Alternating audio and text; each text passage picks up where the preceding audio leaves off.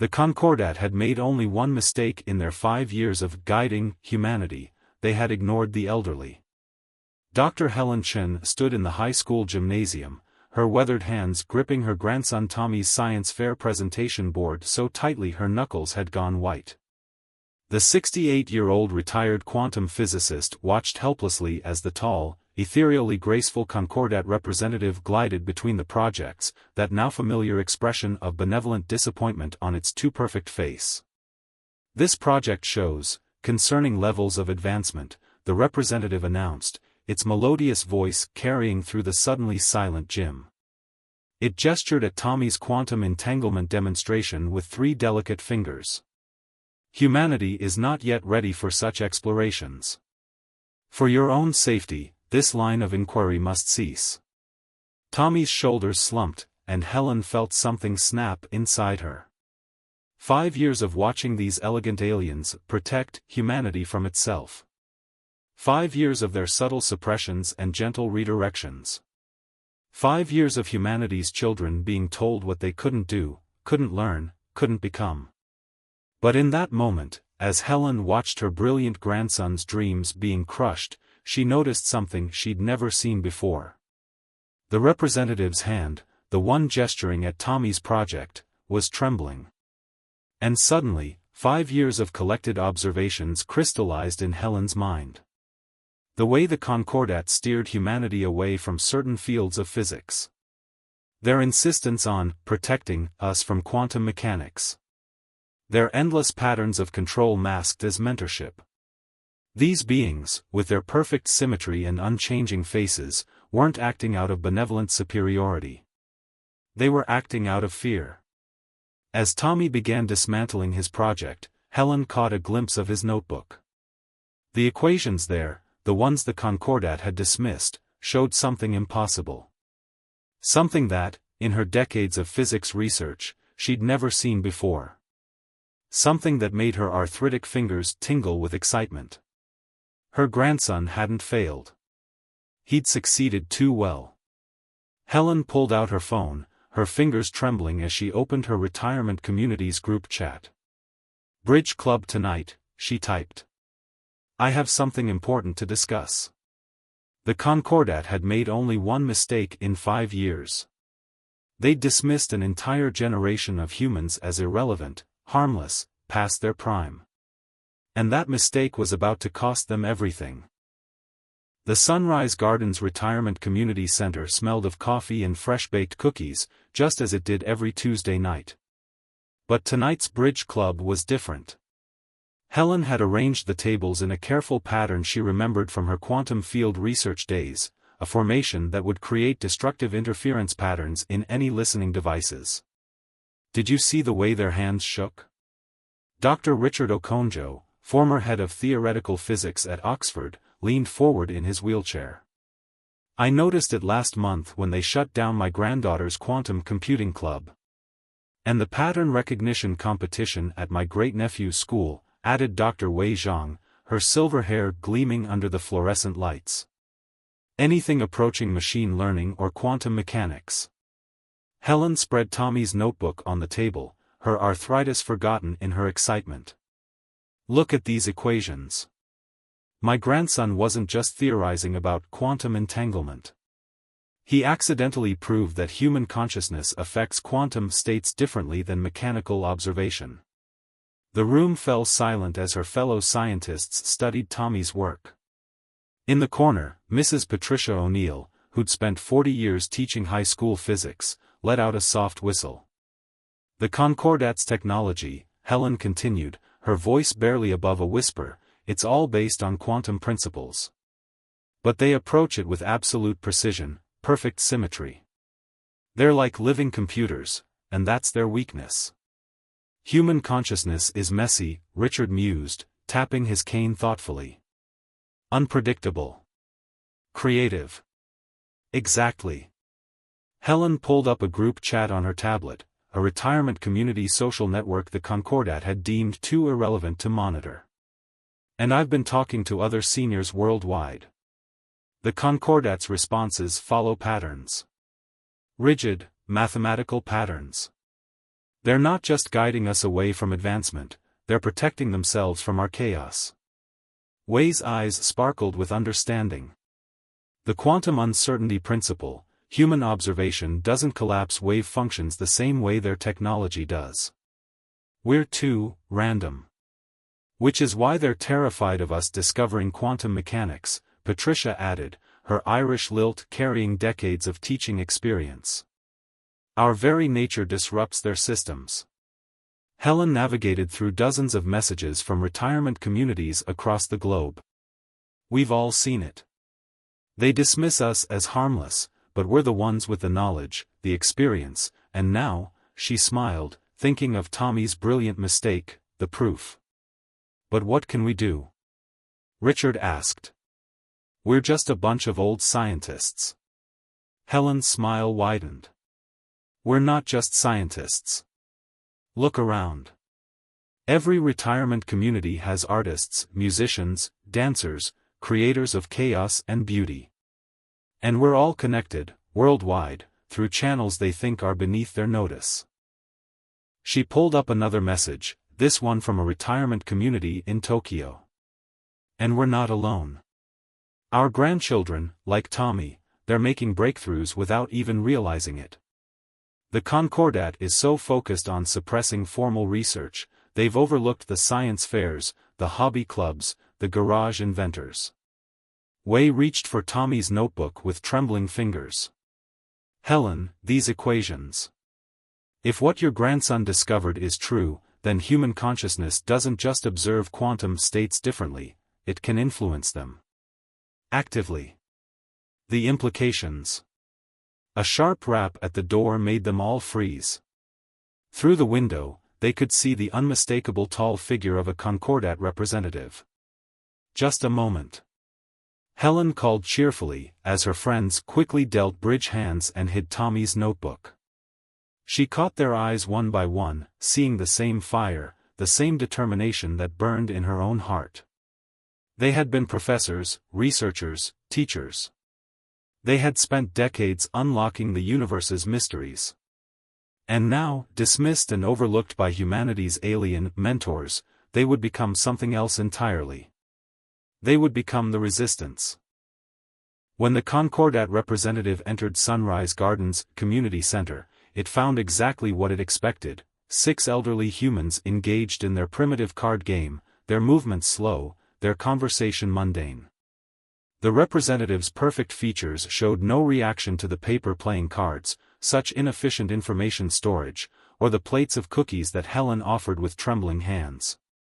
What the representative didn't notice was Helen's tablet, still connected to a global network of senior communities, silently transmitting Tommy's equations across the world. Within 24 hours, retirement communities across the globe were, coincidentally, organizing bridge clubs, knitting circles, and bingo nights. The Concordat surveillance systems, programmed to detect unusual patterns, saw nothing suspicious about elderly humans gathering as they had for centuries. But in Singapore, retired software engineers taught their grandchildren to code in ways that seemed like games. In Brazil, former music teachers discovered that certain harmonies created quantum interference patterns that disrupted Concordat communications.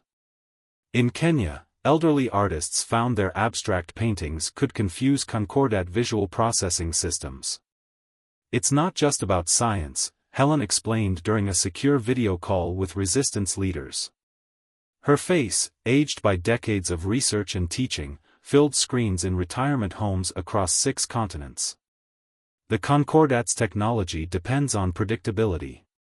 Pattern recognition. But human creativity, especially as we age and accumulate experiences, becomes increasingly unpredictable. Like jazz improvisation, added Dr. James Carter, a retired musician from New Orleans.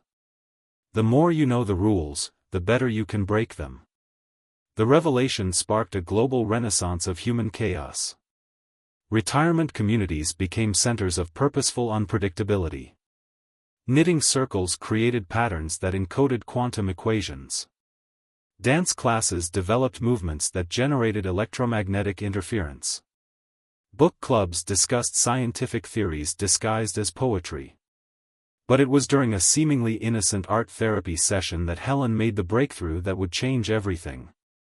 "Look at how they move," she whispered to Wei, as they watched a Concordat representative glide past their easels. "Always the same pace, the same rhythm. They never adapt to different surfaces or temperatures." Wei dabbed paint randomly on her canvas, her experienced eyes tracking the alien's motion. "Their perfection, it's both their strength and their limitation?" "Exactly." Helen's paintbrush trembled with excitement. "They've optimized their technology for absolute precision. But the universe itself operates on uncertainty principles. By trying to eliminate chaos, they've made themselves vulnerable to it." The insight spread through the senior network like wildfire. Each retirement community began experimenting with different forms of controlled chaos. In Australia, a group of retired dancers found that unpredictable movements could create blind spots in Concordat surveillance. In Russia, elderly composers discovered frequencies that made the aliens' communication system stutter. But their greatest asset remained their appearance of harmlessness. The Concordat, with all their advanced technology, couldn't conceive of a resistance led by those they considered obsolete. Until the day Tommy came running into Helen's apartment, his eyes wide with excitement. "Grandma," he gasped, clutching his backpack. "I rebuilt my science fair project in secret. And I found something else. Something impossible." Helen felt her heart race as she looked at her grandson, youth and age, innovation and experience, chaos and wisdom combined. She reached for her tablet, fingers hovering over the global senior network icon. The Concordat had dismissed an entire generation as past their prime.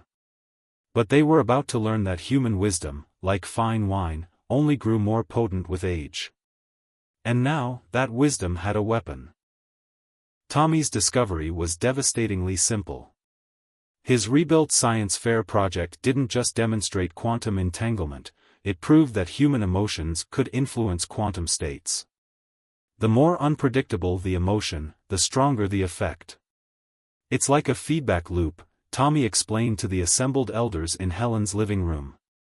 His hands moved animatedly as he spoke, reminding Helen of herself at his age. The Concordat systems try to measure and predict everything, but human emotions create quantum fluctuations they can't account for. Dr. Carter stroked his chin thoughtfully. "Like when jazz musicians feed off each other's energy during a jam session. The music becomes more than the sum of its parts." "Exactly." Tommy's eyes lit up. "And the effect gets stronger with experience. The more complex your emotional patterns. The more years you've lived, the more memories you've collected," Helen finished, understanding dawning. "That's why they've been so careful to suppress education but ignored the elderly. They never realized that our lifetime of experiences makes us the most unpredictable of all." The plan came together over cups of tea and homemade cookies. What started as a resistance of scientists expanded to include artists, musicians, dancers, anyone whose lifetime of creativity could contribute to the symphony of chaos they were orchestrating. In Miami, a retired orchestra conductor led her ensemble in pieces specifically composed to generate interference patterns. In Tokyo, elderly martial artists discovered that their practiced movements, honed over decades, created ripples in the Concordat's detection fields. In London, a group of retired theatre actors found that their emotional performances could temporarily blind nearby Concordat sensors. But it was the combination of youth and age that proved most powerful. Children's natural creativity, amplified by their grandparents' experience, generated quantum disruptions that made the Concordat's technology stutter and fail.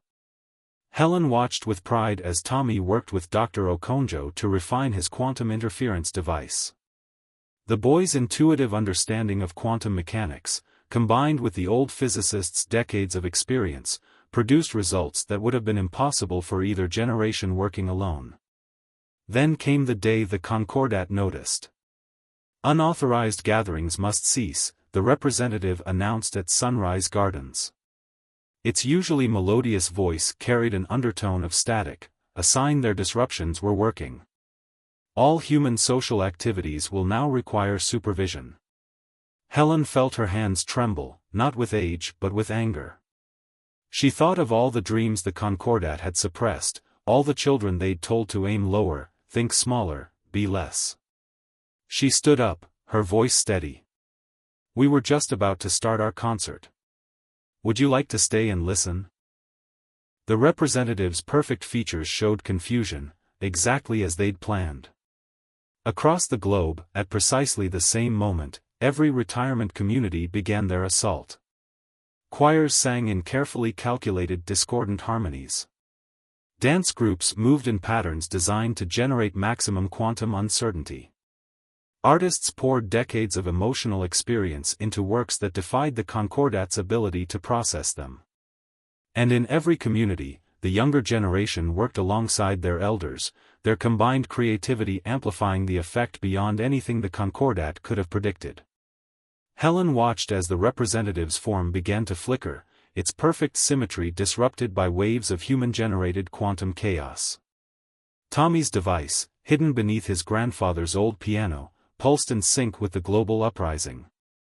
But as the representative's hand moved toward what they all knew was a weapon, Helen realized they'd miscalculated. The Concordat's fear made them dangerous, and they'd just given them a reason to be very, very afraid. She reached for her phone to warn the others, but it was too late. The air itself seemed to crystallize as the Concordat deployed their defense systems. The war for humanity's future had begun. And their greatest weapon was about to become their greatest vulnerability. The Concordat's defense system manifested as a wave of absolute order, a crystalline perfection that spread across the earth, trying to force reality itself into predictable patterns. Plants stopped swaying in the wind. Water ceased its random ripples. Even clouds hung motionless in the sky. But they couldn't stop human hearts from beating their own chaotic rhythms. "They're trying to impose quantum certainty on a macro scale," Helen explained urgently to the Global Resistance Network. Her tablet screen showed similar scenes of unnatural stillness from retirement communities worldwide. "They're attempting to eliminate all uncertainty, and with it, our ability to affect quantum states. Then why can we still move? Still think?" Tommy asked, his young face pale but determined as he monitored his quantum interference device. Dr. Wei's voice crackled through the tablet. "Because consciousness itself is inherently uncertain. They can't control it without destroying it, and they need humanity alive for some reason." The revelation spread through the senior network like wildfire. The Concordat hadn't come to Earth as mentors or conquerors, they'd come seeking something only humans could provide. Something about our messy, unpredictable consciousness was essential to them. But understanding came at a price. The crystalline effect was spreading, and with it came the Concordat's new ultimatum: cease all resistance, or they would begin stabilizing the youngest generation. Children worldwide reported headaches as the aliens' technology attempted to impose order on their naturally chaotic minds. Helen watched in horror as Tommy winced, his hands shaking as he tried to maintain his focus on the interference device. Around the globe, grandparents held their grandchildren, trying to shield them from the Concordat's influence with their own lifetime of accumulated mental chaos. "We need to shut down the network," Richard argued during an emergency video conference. "We can't risk the children." "No," Helen countered, her voice firm despite her fear. "Look at what's happening." On screens worldwide, they saw it: wherever the generations worked together, the crystalline effect weakened. Children's natural creativity, combined with their grandparents' complex lifetime of experiences, created something the Concordat couldn't predict or control: genuine human connection. "It's like a bridge," Tommy gasped through his pain, his eyes lighting up with understanding. "The kids are pure potential, all quantum uncertainty. The adults are like measurement devices, collapsing those possibilities into reality. But you," he looked at Helen with sudden clarity, "you're both at once. Old enough to understand patterns, but experienced enough to break them." Helen felt tears in her eyes as she hugged her grandson. Across the world, other grandparents were making the same connection. The elderly weren't just resistant to the Concordat's control, they were the key to protecting the younger generations from it. In every retirement community, in every home where generations gathered, the resistance evolved. Children provided the raw creative energy, adults focused it, and the elderly shaped it with their lifetime of accumulated wisdom. Together, they created something that defied the Concordat's understanding of reality itself. But as the aliens' frustration grew, so did their response. The crystalline effect intensified, and Helen knew they were running out of time. They needed more than resistance now, they needed a solution. And as she watched Tommy fighting through his pain to maintain his quantum calculations, she finally understood what her grandson's science fair project had really discovered. The Concordat had been right to fear human consciousness. But they had never imagined that consciousness could evolve. And in that oversight lay humanity's greatest opportunity, if they could seize it before the aliens' fear drove them to take even more drastic measures. Helen reached for her tablet with trembling fingers. It was time to share what she'd realized about Tommy's discovery, about human consciousness, and about why the Concordat had really come to Earth. The truth would either save them all or doom them entirely. Helen's hands steadied as she addressed the Global Resistance Network. On screens across the world, faces young and old gathered to listen, grandparents holding their grandchildren, retired scientists alongside young students, all fighting against the crystalline stillness that threatened to freeze human consciousness itself. The Concordat didn't come here to mentor us or to conquer us, Helen began, her voice strong with certainty. They came here because they're dying. Their perfect predictability, their absolute order, it's killing them.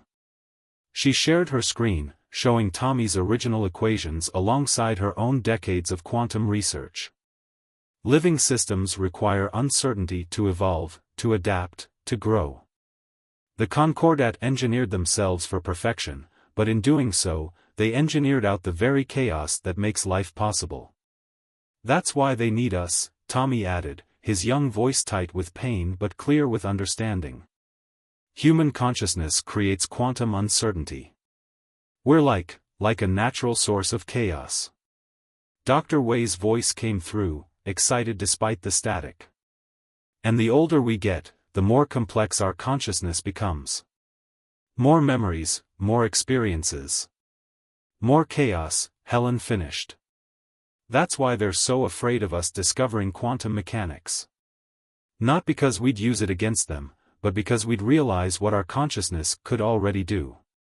The crystalline effect flickered as understanding spread through the resistance network. Everywhere, the youngest and oldest members of humanity were working together, their combined consciousness creating ripples in the Concordat's imposed order. But it was Mrs. O'Neill, the retired physics teacher, who asked the crucial question: if they need our chaos to survive, why are they trying to suppress it? Fear, Helen answered simply. They're so afraid of uncertainty, they'd rather die than embrace it. They're trying to harvest just enough human consciousness to survive, while keeping us controlled enough to not threaten their order. The revelation hit the network like a shockwave. Around the world, resistance members began to understand what they were really fighting for, not just humanity's freedom, but the Concordat's salvation from themselves. Tommy's quantum interference device beeped urgently. "Grandma, look at this." The display showed waves of consciousness-generated uncertainty spreading worldwide. When people understand the truth, their emotional response creates even more quantum chaos. Helen smiled, decades of scientific intuition crystallizing into certainty. Because understanding itself is a form of chaos. Every new idea, every realization, creates new neural patterns, new quantum states. She turned back to the global network. We don't need to fight the Concordat. We need to shock them out of their perfect patterns, not with violence, but with the most powerful force in human consciousness, empathy. The plan spread rapidly through the resistance. In every retirement community, in every home where generations gathered, humans began projecting not anger or fear, but understanding. They focused on the Concordat's tragic quest for perfection, their fear of the chaos that made life itself possible. The effect was immediate and devastating. The crystalline stillness began to fracture, not from attack but from within. Concordat representatives worldwide began to show signs of something they'd engineered out of themselves centuries ago: emotion. But as the aliens' perfect patterns began to break down, Helen saw the danger they'd created. The quantum feedback loop between human consciousness and Concordat technology was growing unstable. If it collapsed completely, it could take both species with it. She looked at her grandson, saw the same realization in his young eyes. They had seconds, maybe minutes, to prevent mutual destruction. Everything depended on whether the Concordat could accept the very thing they feared most: change. Helen reached for Tommy's hand, felt the quantum uncertainty flowing between generations, and made her choice. It was time to show the Concordat what humanity's greatest gift truly was: the ability to grow stronger by growing together. The fate of two species hung in the balance of a single, chaotic moment.